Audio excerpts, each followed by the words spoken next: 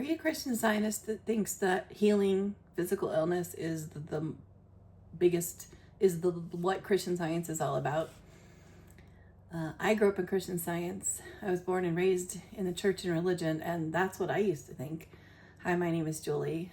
After 40 years, I went my own way, and that brought me back to what I think is the original intent of Mary Baker Eddy's teachings. And that was to define matter and to define and to teach us how to heal sin. Sin being the belief that we had an identity crisis, fell into a belief of being immortal, but we really are an immortal.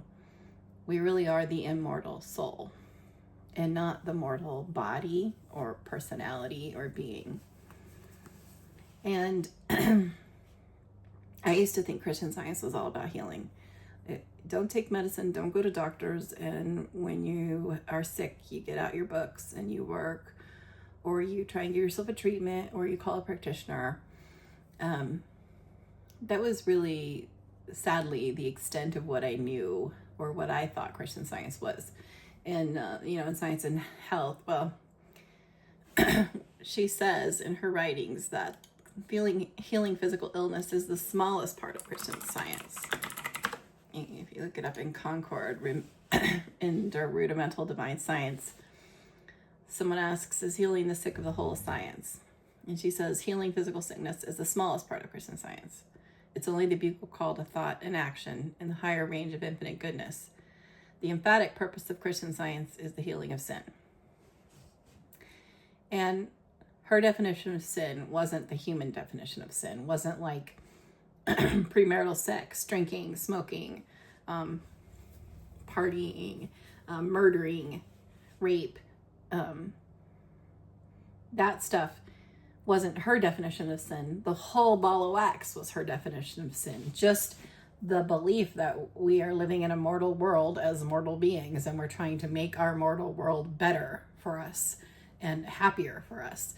But really, what all of her writings are is how to wake up from the mortal dream, the matrix, the illusion of life and matter, the Adam dream. And now that is a really amazing thing, to be part of the waking up of ourselves and mankind from the illusion of life as matter, life in matter, life as a matter body, life as a mortal human ego or a lower self. And it's sad that we got it confused and thought it was all about healing physical illness. And it was like alternative medicine. Like, we don't want to go to doctors. We don't want to do any of that. We want to have a Christian Science healing, Christian Science treatments. When she did give us like baby steps to, like, she did teach us like baby step treatments on affirmations and denials and all of this stuff. But she hoped that at some point in our discovery, in our unfoldment, that we would get a clearer understanding of true healing coming from unwinding from the mortal self, unwinding our snarls. She says in Science and Health, Footsteps of Truth, page 240, line 29. You could actually start on 27. In trying to undo the errors of sense, one must pay fully and fairly the utmost farthing until all error is finally brought into subjection to truth. The divine method of paying sin's wages involves unwinding one's snarls and learning from experience how to divide between sense and soul.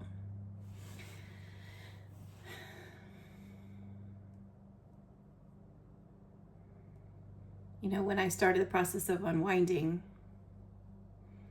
so much came up to me that was like, I thought what would come up is like, I just thought this disease was real, or I thought that disease was real, or I thought I had this disease, or I thought I had that disease. Like, that seemed to be my understanding of,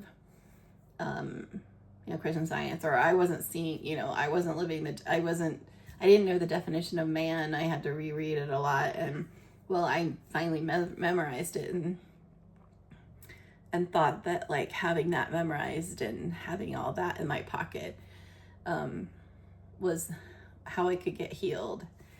And it wasn't about any of that. It was about letting God unwind us from a material personality and everything that comes along with it. It's opinions, it's judgments, it's feelings, emotions, it's patterns of thinking, it's identities as humans. Like if we identify as a mortal mother or a father or a child or a student or a teacher or a practitioner, everything in the world, an accountant, those are identities that we've given the mortal self. It extends so far beyond what I ever could have imagined.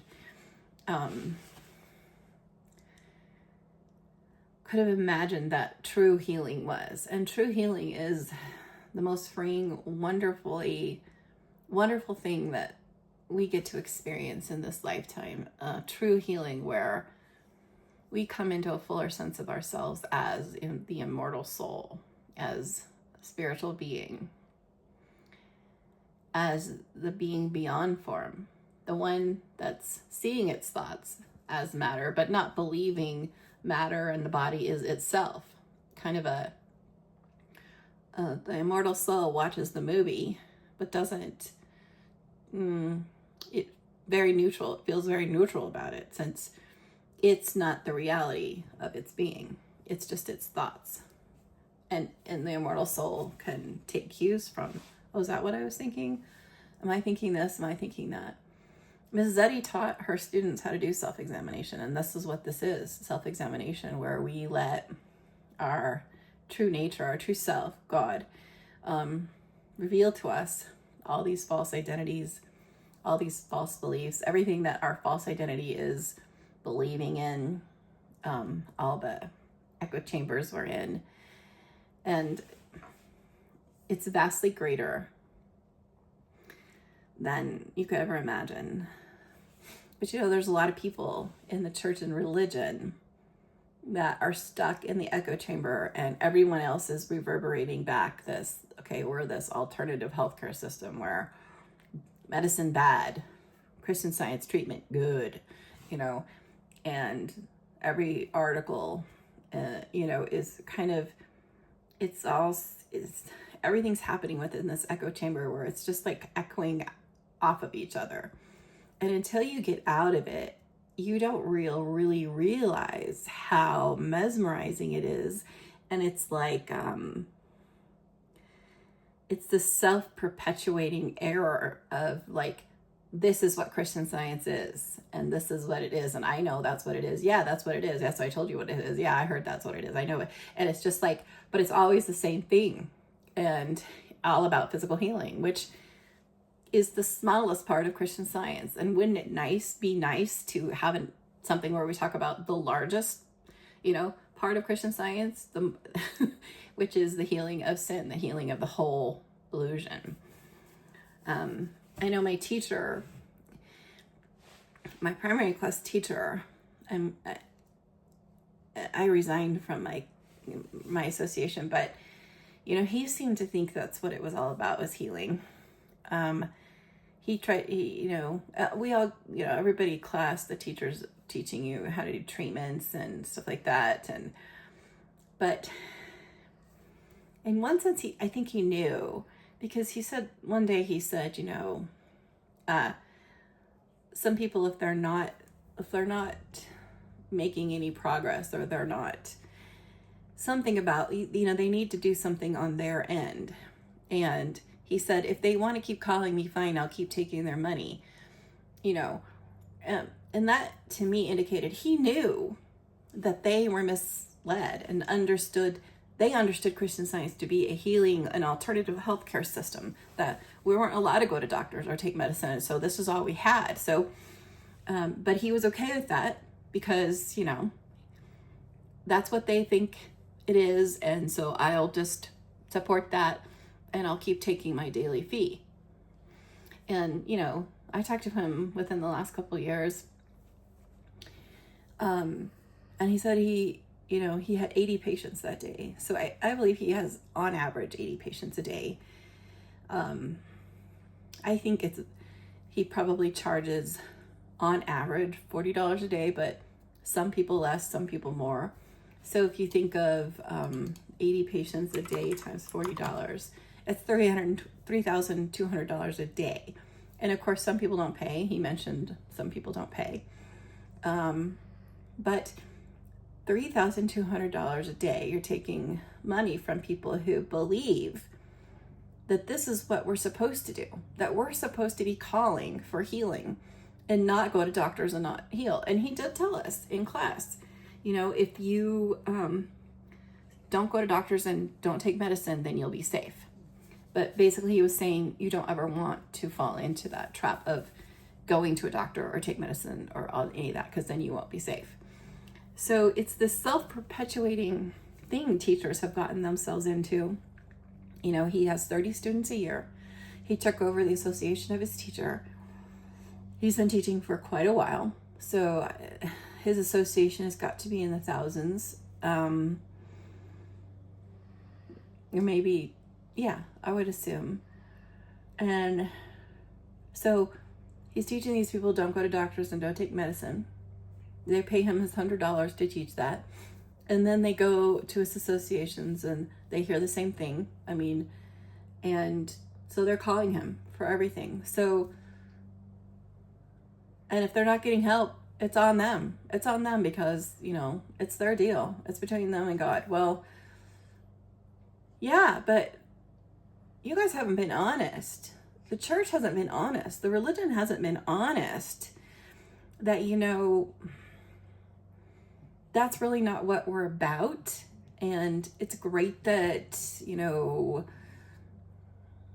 you're wanting to go to class or you're wanting to learn, but, he wasn't honest in the first place in the class. And if he had been honest with himself, and he probably doesn't even know, or there's an arrogance there of, I know what Christian Science is and this is what it is. There's this arrogance that prevents him from allowing people to follow their own leadings, and to also clue them into the fact that the healing of sin is the most important part, the healing of the whole dream. And the going around and patching it up and patching it up and patching it up wasn't never what Mrs. Eddy taught her students to patch. She taught her students self-examination. If you see something going on there out in the world, you go within and you ask, what is it that I need to see about that? What do I need to hear about that? Is that something in my thought? Is that from one of my judgments, a thought pattern? I don't know. It could be anything. What is it? She taught them this. And then her students, I think to some degree, were able to teach that. But, after 1910, when she passed, it just became about a healing physical illness. And the teachers and the practitioners are taking our money, and they are just playing the game. Well, they should know better. Well, they don't know better. That's on them that they don't know better. That's not on me. And no, if you're a teacher, it's on you. It's on you because you should have taught your students better. You shouldn't have spent so much time on the do's and the don'ts. Do this and don't do that, and do this and don't do that. Because within the dream, the do's and the don'ts are stupid. Do this in the dream, but don't do that in the dream. Do this in the dream, but don't do that in the dream. And it's like, do you not know that it's all an illusion? And that as spiritual beings,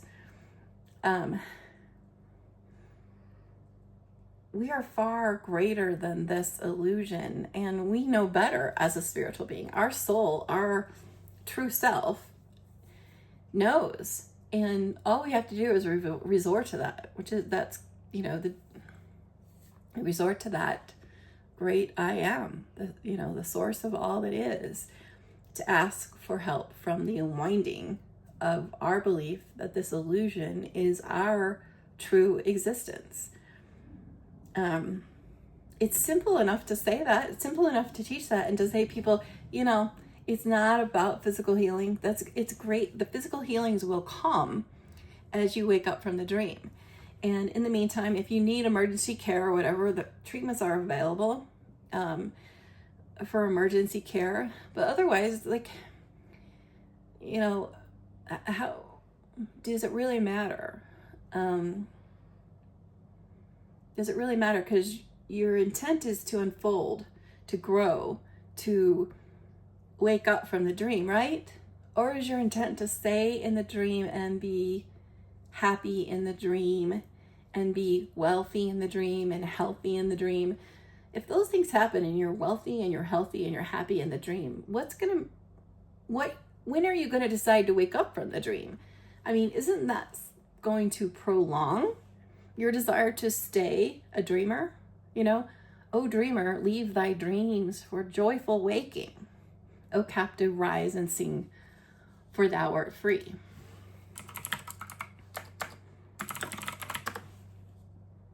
Hymn 202.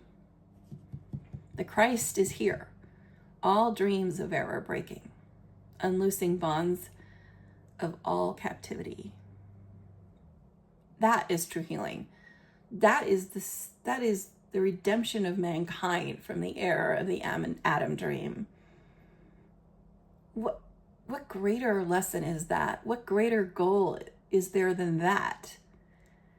Isn't that the goal? Isn't that what we should be striving for? And these teachers like mine and the practitioners who let you believe that it's about something else because they don't want to interfere with your, but they don't want to interfere with your training or your teaching, even though it's already been interfered with by, family members, church members, art, journal and sentinel articles, lecturers, teachers, practitioners. It's already been interfered. We've already been infused and bombarded with all of what the movement right now thinks Christian Science is about. It's a done deal. So if you're not doing anything to help your patients or your students start to get a clue into what Christian Science is about, it probably means you don't know, or you're really happy with the money and you don't feel any responsibility to help out or to change your style of life or to change the level of prestige you hold within the movement. You like it, you don't want it. So it's one or the other. You don't know that this is the truth, or you don't want to know, and you're not gonna know because you don't want to, because you're happy with the way things are. You're happy with the way people treat you, the way they adore you and they're loyal to you and they hang on every word you say. It's really possible you're very happy with that. And, as a former church member myself, to be able to get out of there and go on your own and just find your way with Christian Science, but just between you and God, is a beautiful gift. But I did need somebody to say, hey, I think there's another way. Hey, I have found what I think is Mrs. Eddy's original teachings, and maybe it might be helpful to you, and maybe you want to look into it. Because for me, it took that, because the strong beliefs of, well, everybody must be right, the teachers must be right. They wouldn't be teachers if they weren't right. The practitioners, they wouldn't be able to heal if they were right. If they weren't right, well, anybody can heal with the mind, with mortal mind. Anybody can heal with mortal mind. It's not that big of a stretch. So